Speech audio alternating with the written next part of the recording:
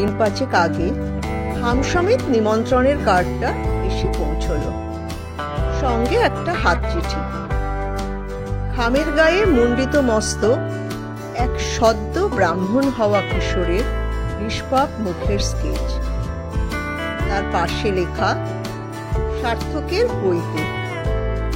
ভিতরে পাঠানো কার্ডের দুটি বয়ান, একটি আনুষ্ঠানিক পরিবারের কর্তার, দ্বিতীয়টি সরাসরি হবু ব্রাহ্মণ বালকের কলমে। আমি সার্থক বলছি, আগামী শুক্রবার সকালবেলায় আমি উপবীত ধারণ করে দ্বিজ হব। এই অনুষ্ঠানে আমাদের বালিগঞ্জের বাড়িতে তোমাদের আসা চাই।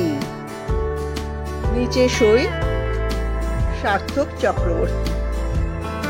চিঠিটা যখন ছোট ভাই রমেন তার হাতে দিল, তখন চন্দনা প্রথমে বুঝতে পারেনি কে এই সার্থক, কেনই বা তাকে নিমন্ত্রণ পত্র পাঠিয়েছে। পরে বালিগঞ্জের ঠিকানা দেখে বুঝেছে, আর সঙ্গে সুতপা বৌদির চিঠি পেয়ে ব্যাপারটা আরো স্পষ্ট হয়েছে। সুতপা বৌদি লিখেছে, চন্দনা চিনতে পারছো? আমি সুতপা, গকুর মা। গকু তো তোমারই কোলে পিঠে বড় হয়েছে, এবার ওর পইতে।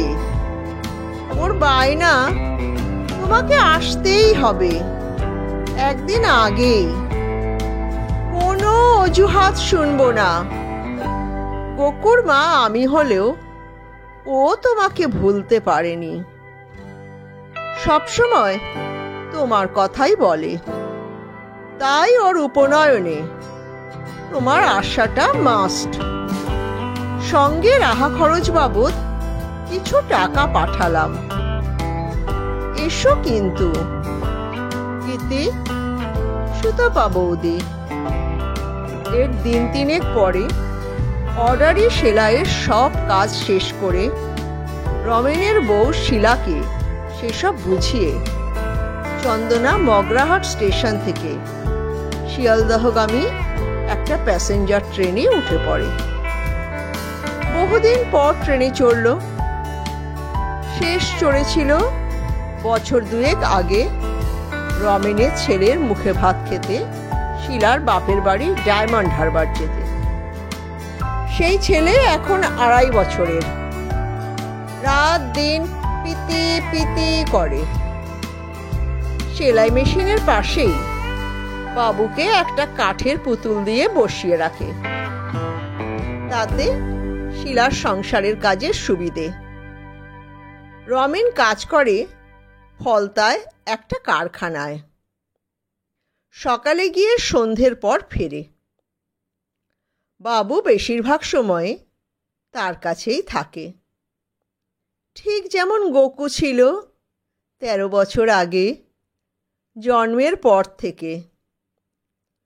আজ ফের ওদের বাড়ি যেতে যেতে আবার সে কথা মনে পড়ল। একটু পরে জানালার পাশে একটা সিটও পেয়ে গেল চন্দনা। পাশে চলমান বাড়িঘর, গাছপালা আর ক্ষেতের দৃশ্যাবলী দেখতে দেখতে সে পিছিয়ে গেল 1 যুগ। বহুদিন পর বালিগঞ্জের চক্রবর্তী পরিবারে ছেলে হয়েছে। ফর্সা গড়ন, সুন্দর, খলবলে, হাসি খুশি। পুত্র সন্তানের ওপরই ঠাকুরমা ঠাকুরদা ও বাড়ির অন্যদের জোর ছিল। তা হওয়াতে সবাই খুশি। বাবা সুনন্দ, পেশায় ইঞ্জিনিয়ার। মা সুতপা, একটি ইংরেজি মাধ্যম স্কুলের শিক্ষিকা। ঠাকুরদা বড় সরকারি চাকরি থেকে বছর 10 আগে অবসর নিয়েছেন। ঠাকুরমা কাজ করতেন বহু দূরের এক স্কুলে, বছর 3 আগে অবসর নিয়েছেন, কিন্তু প্রায়ই অসুস্থ থাকেন। সুনন্দ ও সুতপার বিয়ের 5 বছর পেরিয়ে এই সন্তান এলো। এর আগে বছর দুয়েক নানা চিকিৎসা করে গেছে এই দম্পতি, শেষে পুত্র লাভ। কিছুদিন পর যথারীতি এলো নামকরণের পালা। এই নিয়ে বাবা মা, ঠাকুমা ঠাকুরদা, দাদু দিদুন, মামা মাসি, পিসি কাকু সবাই চিন্তিত। এমন নাম চাই যা একই সঙ্গে জুৎসই অথচ আধুনিক হবে, যা অন্তত বাবা মায়ের নামের আদ্যক্ষর স দিয়ে শুরু হবে। ডাক নামে ঝামেলা নেই, গকু, জিজো, বাবান, তপাই অনেক কিছু হলো, কিন্তু ভালো নাম?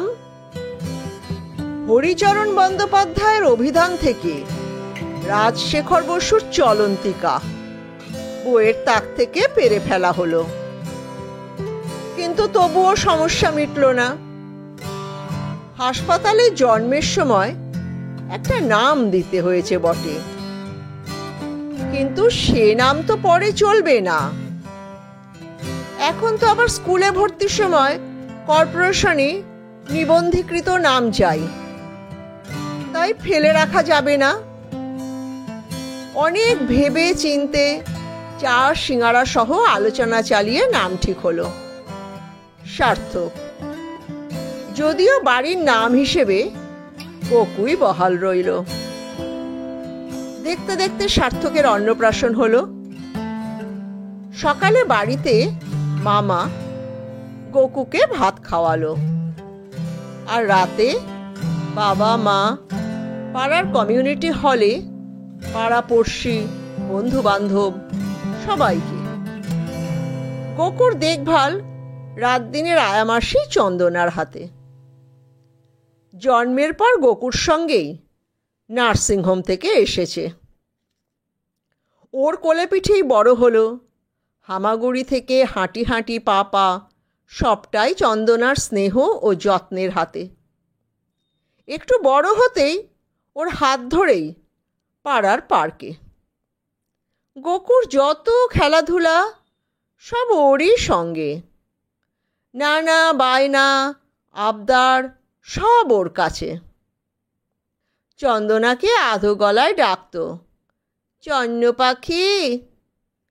এমন নামের উৎস হলো ছোটবেলা থেকে চন্দনার কাছ থেকে গুনগুন করে শোনা আলপনা বন্দ্যোপাধ্যায়ের গান, ও আমার ছোট্ট পাখি চন্দনা।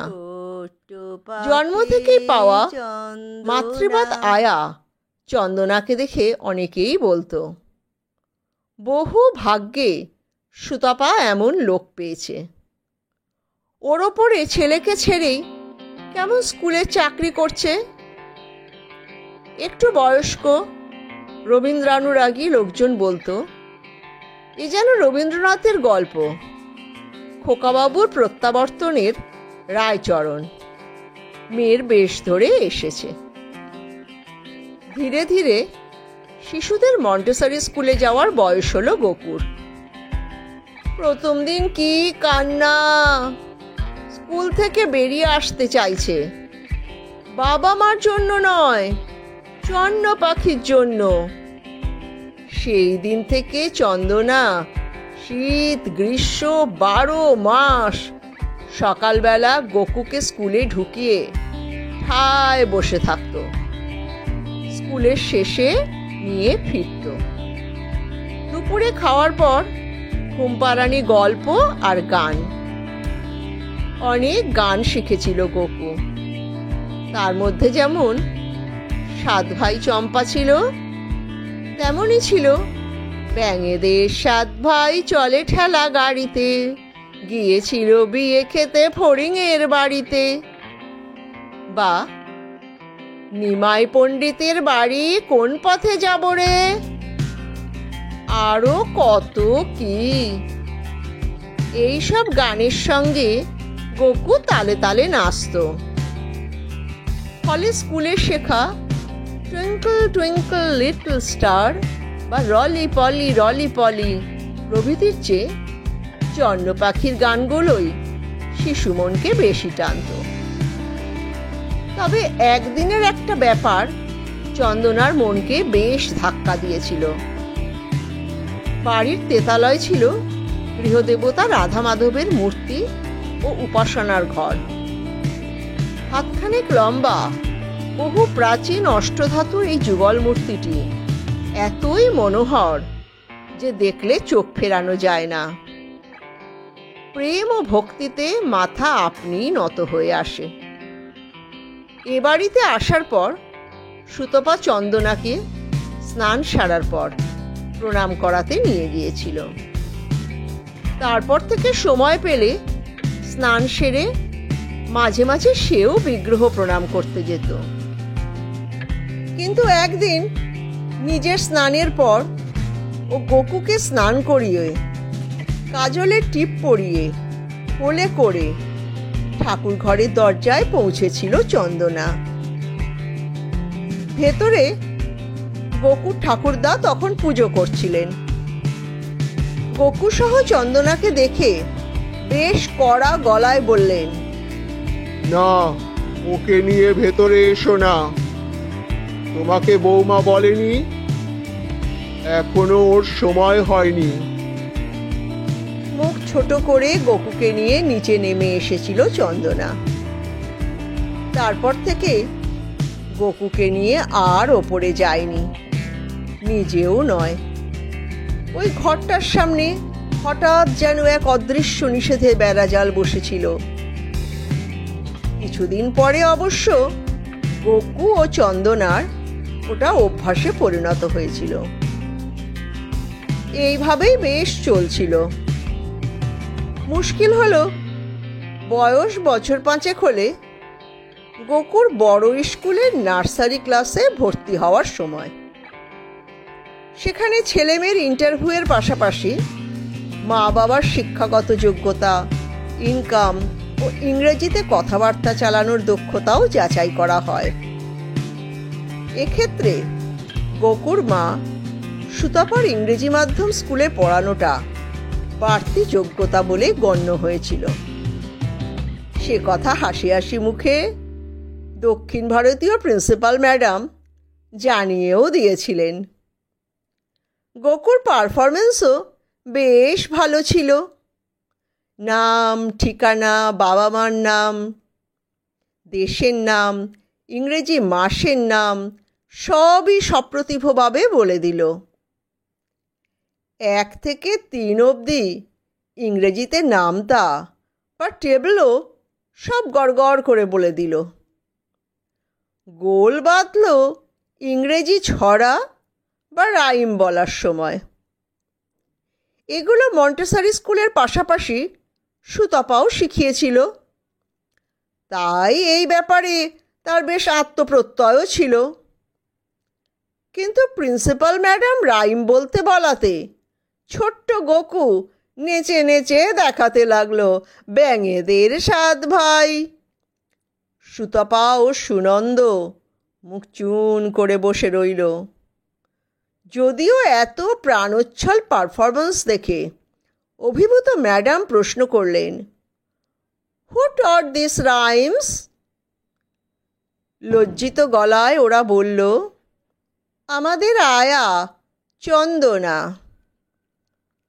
বিউটিফুল! ম্যাডাম দক্ষিণ ভারতের হলেও দীর্ঘদিন কলকাতায় থাকার ফলে বাংলা অনেকটাই বোঝেন।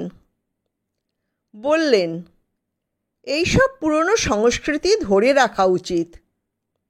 But as you will understand that this is a reputed English medium school, and for that knowing English rhymes by heart is more important than these Bengali rhymes.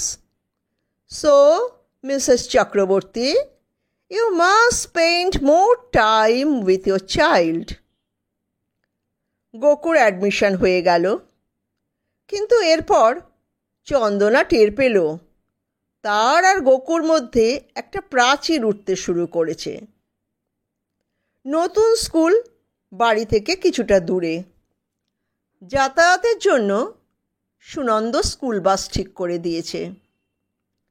ফলে চন্দনা আগের মতো গোকুকে রোজ স্কুলে নিয়ে ফিরে আসার দায়িত্ব থেকে অব্যাহতি পেল। প্রথম দিকটায় গোকু কান্নাকাটি করলেও সপ্তাহ দুয়েকের মধ্যেই ওই বাসে তার কিছু নতুন বন্ধু বান্ধবী হয়ে গেল। সৌর্য, সায়নদীপ, শ্রেয়া, অঙ্কিত, আরও কতজন। তাদের সঙ্গে গান, গল্প, দুষ্টুমিতে মেতে তার বাসে যাওয়া আসা। সেসব গল্প ফিরে এসে চন্দ্রপাখিকে না শুনিয়ে তার স্বস্তি নেই। গোকু পড়ত মর্নিং সেকশনে, ফিরত দুপুর 11:30টার মধ্যে। তারপর থেকে বিকেল 5টা অবধি স্নান, খাওয়া, ঘুম।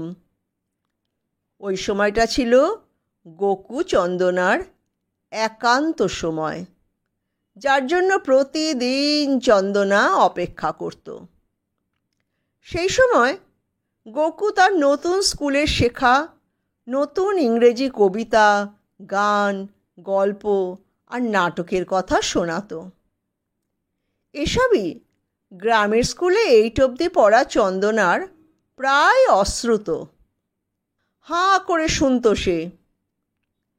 এর কিছু কিছু সে যখন এ বাড়িতে আসার আগে ঠাকুরপুকুর জোকার কাছে মিশনারিদের অনাথ আশ্রমে আয়ার কাজ করত, তখন শুনেছে বা দেখেছে, তবে ইংরেজিতে নয়, বাংলায়। এর মধ্যে খুব ভালো লাগতো কেশবতী রাপুনজেলের গল্প আর তুষারকন্যা, স্নো হোয়াইট আর 7 মেটে বামনের কাণ্ডকারখানা। সে বুঝত তার গোকু বড় হয়ে যাচ্ছে, একটু অন্যরকম হয়ে যাচ্ছে। দুপুরটা তাড়াতাড়ি শেষ হয়ে যেত। এখন বিকেলে সুতপা তার স্কুল থেকে আগের চেয়ে তাড়াতাড়ি ফিরে আসে। তার আগেই সে হরলিক্স খাইয়ে গোকুকে রেডি করে রাখত। সুতপা ছেলেকে নিয়ে কোনো দিন সাঁতারের ক্লাব, কোনো দিন গানের বা আঁকার স্কুলে নিয়ে যেত। সন্ধে 7টা থেকে 9টা অবধি ঢুলতে থাকা গোকুর সুতপার তত্ত্বাবধানে পড়াশোনা, হোম টাস্ক শেষ করা চলত। তারপর আধ ঘন্টা টিভিতে কার্টুন দেখে ডিনার খেয়ে তার দিন শেষ হতো। কিন্তু চন্দনার সময় কাটত না, তাই নিজেই সে সকালে রান্নার মাসির কাজে সাহায্য করত, কুটনো কুটে বা শিলে মশলা পিষে। বিকেলে খাবার টেবিল গোছানো বা খাবার গরম করে ডিনার সার্ভ করার দায়িত্ব স্বেচ্ছায় তুলে নিয়েছিল। এইভাবে আরও বছর 3 কেটে গেল। গোকুর এখন 8 বছর, ক্লাস 3। এর মধ্যে সাইকেল চড়তে শিখেছে, ক্রিকেট খেলায় দারুণ উৎসাহ। স্কুল আর পাড়াতে নতুন অনেক বন্ধুও হয়েছে। কিছুদিন আগে ঠাম্মি মানে ঠাকুরমা দীর্ঘ রোগভোগের পর মারা গিয়েছেন। এই সময় ঘটনাটা ঘটল। সেদিন চন্দনার একটু জ্বর জ্বর ভাব, চোখ জ্বালা জ্বালা করছে। গোকু সুতপার সঙ্গে গানের ক্লাসে গেল। বিকেলে রুটি করে রাঁধুনি মাসি চলে গেলে অসুস্থ শরীরেই চন্দনা গোকুর প্রিয় চিজ অমলেট বানিয়ে টেবিলে রেখে দিয়েছিল। সুতপার জন্যও রেখে বিছানায় শুয়ে পড়েছিল সে। হঠাৎ সুতপার চন্দনা চন্দনা বলে তীক্ষ্ণ চিৎকার শুনে ধর্মর করে উঠে খাবার ঘরে গিয়েছিল সে। দেখে প্লেটের অমলেটটা চামচ দিয়ে কেটে বসে আছে সুতপা। গোকুর অমলেটটারও একই অবস্থা। তার জিজ্ঞাসু মুখ দেখে সুতপা বলল, দেখো কিভাবে কাজ করো, চিজটার অবস্থা দেখেছো? এই তোমার গোকুর প্রতি ভালোবাসা? বলে প্লেট শুদ্ধ অমলেটটা তার দিকে বাড়িয়ে দিল। চন্দনা বিস্ময় দেখে অমলেটের মধ্যস্থ চিজের ভেতরে অনেক ছোট ছোট পোকা কিলবিল করছে। চরম অপ্রস্তুত ও অনুতপ্ত হয়ে সে কি বলবে বুঝে উঠতে পারল না। আসলে সে বলতে চেয়েছিল কোকো ভালোবাসে বলেই বহুদিন পরে এই টিফিন বানিয়েছিল, কিন্তু শরীর খারাপ থাকায় ফ্রিজে রাখা চিজের কৌটোটা ভালো করে দেখতে পারেনি। কিন্তু সে কোনো কথা বলতে পারল না। তার চোখ দিয়ে অঝরে জল পড়তে লাগলো। তা দেখে সুতপা আরো সুর চড়িয়ে বলল, আর মায়া কান্না কাঁদতে হবে না, এখন তো আর সবসময় গোকুকে দেখতে হয় না, তা বলে মাইনে তো কম দিই না। এই শেষের বাক্যগুচ্ছ চন্দনার বুকে শেল হয়ে বিঁধেছিল। এই ঘটনার 2 দিন পর গোকু স্কুলে চলে গেলে সে তার ছোট্ট সুটকেস নিয়ে চক্রবর্তী পরিবার থেকে বিদায় নিয়েছিল। সুতপা কিছুটা অনুতপ্ত হয়ে ওকে বারবার থেকে যেতে বললেও, অন্তত গোকু ফিরে আসা অবধি থেকে যেতে বললেও সে রাজি হয়নি। পরে তাদের গ্রামের বাড়ির ঠিকানায় গোড়ায় গোকু 2-1 বার তার চন্ন পাখিকে নিউ ইয়ারে নিজের হাতে আঁকা কার্ড পাঠিয়েছে। একসময় তাও বন্ধ হয়ে গেল। হঠাৎ 2 নিত্যযাত্রীর ঝগড়ার আওয়াজে পুরনো স্মৃতি রোমন্থনে ছেদ পড়ল। জানলা দিয়ে মুখ বাড়িয়ে চন্দনা দেখল ট্রেন বালিগঞ্জ স্টেশনে ঢুকছে। প্রায় 5 বছর পরে এ পাড়ায় ঢুকল চন্দনা। আশপাশটা অনেক বদলে গেছে। বেশ কিছু পুরনো বড় বাড়ি ভেঙে উঁচু ফ্ল্যাট বাড়ি উঠেছে। তবে চক্রবর্তীদের সাবেকি বাড়িটা পাল্টায়নি, কেবল নতুন রং হয়েছে। দরজার সামনে একটা ডেকোরেটরের সাজানো গেট, আর বাইরের একফালি বাগানে কনকচাঁপা গাছটি এখনো ফুল ধরে দাঁড়িয়ে আছে। এই গাছটা গোকুরই সমবয়সী। ও বাড়ি আসার পর রথের মেলা থেকে কিনে লাগানো। কাল উপনয়ন, ভেতরে সাজো সাজো রব। ওদের কিছু চেনা অচেনা আত্মীয় এদিক ওদিক ঘুরছে। তার মধ্যে একজন চন্দনাকে চিনতে পেরে ভেতরে নিয়ে গেল। প্রথমে সুনন্দর সঙ্গে দেখা, ফোনে কারোর সঙ্গে কথা বলছিল।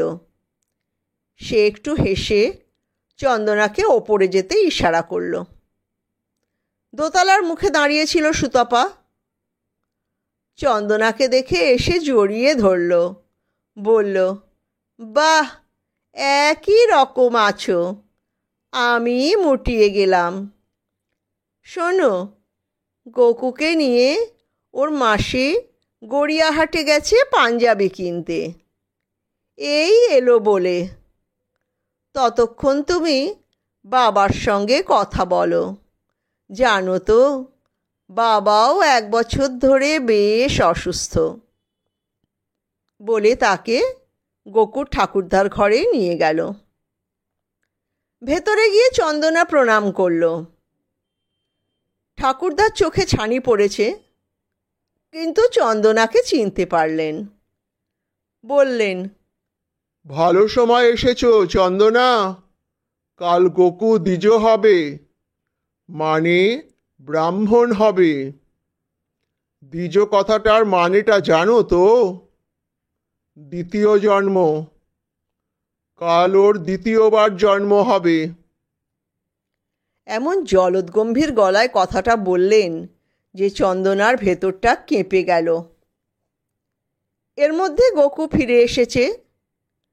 সুতপা হাত ধরে নিয়ে এলো। কত লম্বা সুন্দর হয়ে গেছে কিশোর গোকু। এতদিন পরে চন্দনাকে দেখে সে প্রথমে বেশ লজ্জা পেল, কিন্তু যখন চন্দনা বলল, মনে আছে তো গোকু বাবু সে ব্যাঙেদের গান, তখন সে তার হাত ধরে প্রায় টানতে টানতে 3 তলার ছাদে নিয়ে গেল। সেখানে কালকের অনুষ্ঠানের জন্য প্যান্ডেল বাঁধা রয়েছে। 2-একটা প্লাস্টিকের চেয়ার পড়ে আছে। তার একটায় চন্দনাকে বসিয়ে সে বলল, আচ্ছা, সবাই বলছে কাল আমার নতুন জন্ম হবে। তার মানে কি আমি পুরনো জন্মের সব কথা ভুলে যাব? এই জটিল প্রশ্নের উত্তর চন্দনার জানা নেই। কিন্তু গোকু বলেই চলেছে, জানো তো চন্ন, কাল রাতে আমি একটা অদ্ভুত স্বপ্ন দেখেছি। একটা বিশাল ঘর, চারদিকে ঘন্টা বাজছে, একটা ছোট্ট সাদা বিছানায় একটা বাচ্চা শুয়ে আছে। একটা মেয়ে সেখান থেকে তুলে বাচ্চাটাকে নিয়ে বাবার মতো লম্বা একটা লোকের হাতে তুলে দিল। তারপর লোকটা তাকে নিয়ে একটা বিশাল মন্দিরে ঢুকে গেল। সেখানে শুধু আলো আর আলো। এরপর ঘুম ভেঙে দেখি জানলা দিয়ে রোদ চোখে পড়ছে। এর মানে কি গো? এর উত্তরে চন্দনা আবার একটু থেমে গেল। বলল, থাক থাক এখন ও কথা। তোর জন্য একটা জিনিস এনেছি, দেখ তো বাবা পছন্দ হয় কি না। ঝোলা থেকে একটা মাঝারি কৌটো বের করলো চন্দনা। একটা সুন্দর ছোট্ট ঝকঝকে রূপোর সাইকেল। তার সিটে লেখা, গোকুকে চন্ন পাখি। খুব পছন্দ বলে তার হাত থেকে ছোঁ মেরে কৌটোটা নিয়ে লাফাতে লাফাতে মাকে দেখাতে গেল। সেদিন সারাদিন নানা পরিচিত লোকের সঙ্গে গল্পে গুজবে কাটল চন্দনার। পরদিন খুব ভোরে মস্তক মুণ্ডনের আয়োজন। বাড়ির সকলের সঙ্গে চন্দনাও এসেছে। এরপর স্নান সেরে ফের ওপরে এলো সে। উপবীতের জন্য বাড়ির ঠাকুরমশাই আর আচার্য গুরু হিসেবে ঠাকুরদার এক পিস্তত ভাই এসেছেন। অসুস্থ ঠাকুরদাও কষ্ট করে ছাদে এসে চেয়ারে বসে সব তদারকি করছেন। পাশেই রাধা মাধবের মন্দির। কাজে বসার আগে মায়ের কথা অনুযায়ী গোকু ঠাকুরদাকে প্রণাম করতে গেলে তিনি স্মিত মুখে কিন্তু স্বভাবসিদ্ধ গম্ভীর গলায় বললেন, আমাকে নয়, আগে গৃহদেবতা রাধা মাধবকে প্রণাম করে এসো। আজ যে তুমি দ্বিজ হচ্ছ, আমাদের মতো হচ্ছ বাবা। আগে ঠাকুরকে, তারপর অন্যদের প্রণাম। যার এতদিন গোকুর ওই মন্দিরে প্রবেশের ব্যাপারে এত আপত্তি ছিল, তার এই ঘোষণায় গোকু বা চন্দনা কিছুটা হতবাক হয়ে গেল। কিছুটা বিব্রত গোকু তার মায়ের দিকে তাকালে সুতপা সম্মতি দিল। 3 ধাপ সিঁড়ি পেরিয়ে গোকু ঠাকুর ঘরে উঠছে। ভিড়ের মধ্যে দাঁড়িয়ে চন্দনার হঠাৎ কাল গোকুর বলা স্বপ্নের কথা মনে পড়ল। সঙ্গে সঙ্গে টুকরো টুকরো ভাবে ভেসে এলো 13 বছর আগের কয়েকটা দৃশ্য। চন্দনা তখন কিছুদিন কাজ করছে জোকার মিশনারি অনাথ আশ্রমে। এক ঝোড়ো বিকেলে সিস্টার ক্রিস্টিনা তার কোলে তুলে দিল সপ্তাহখানেক আগে জন্মানো এক ফুটফুটে দুধের শিশুকে। মায়ের মমতায় জড়িয়ে ধরেছিল সে। 3 দিন পর পাশের নার্সিংহোমের বৃদ্ধ ডাক্তারবাবু এক তরুণ দম্পতিকে নিয়ে এসেছিলেন। সঙ্গে এক প্রৌঢ় মানুষও ছিলেন। সিস্টার তাঁদের সঙ্গে কথা বলে শিশু সমেত চন্দনাকে ডেকেছিলেন। সেই সন্ধ্যায় তাঁদের সঙ্গে শিশুটিকে করে নিয়ে ট্যাক্সিতে উঠেছিল। এত বছর পরে আজ যখন মুণ্ডিত মস্তক অনিন্দ্য সুন্দর কিশোরটি দ্বিজ হওয়ার আগে রাধা মাধবের ঘরে প্রবেশ করছে। তখন চন্দনার 13 বছর আগের সেসব কথা মনে পড়ে গেল। তার চোখ ভিজে গিয়েছে। তা ঢাকতেই যেন গোকুর পিছু পিছু গিয়ে সকলের সঙ্গে সেও রাধা মাধবের পায়ে শতকোটি প্রণাম জানালো। আমার ছোট্ট পাখি চন্দনা।